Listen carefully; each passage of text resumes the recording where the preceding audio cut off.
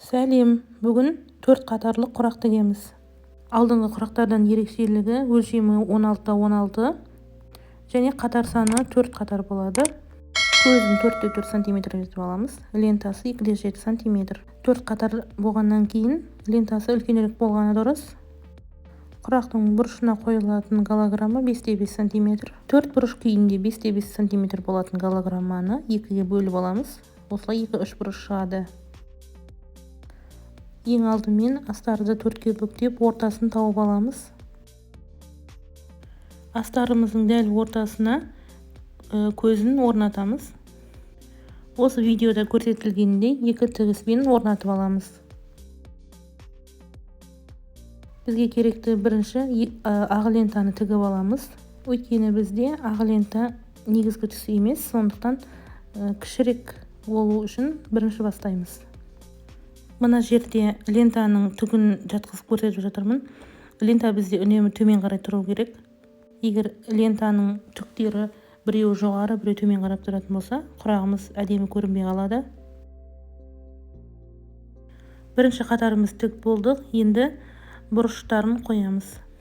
Бұл жерде бұрыш қоюдың да өз тәртібі бар. Ақ түс пен ақ түстің жалғанған бұрышына қойылады. Келесі түсіміздің де екеуі жалғасқан жеріне қойылады. Ақ түс пен сұр түстің жалғанған жеріне қойсақ, ол кезде құрағымыз әдемі көрінбей қалады. Осылай бірінші қатарымызды аяқтадық. Енді екінші қатарымыз қайтадан жалғастырып тіге береміз.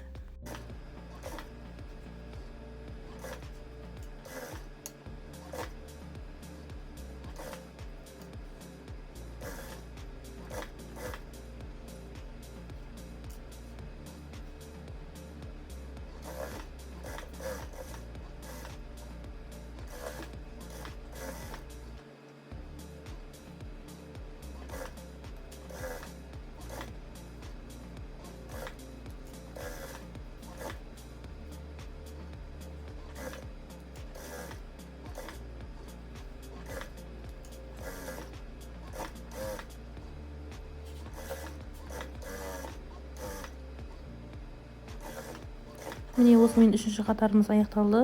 Төртінші қатарымызға тек лентаның өзін тігіп шығамыз.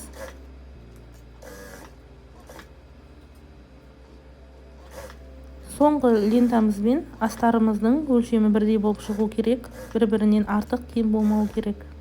Құрағымыз толық аяқталу үшін соңғы лентаны астарға тігіп шығамыз.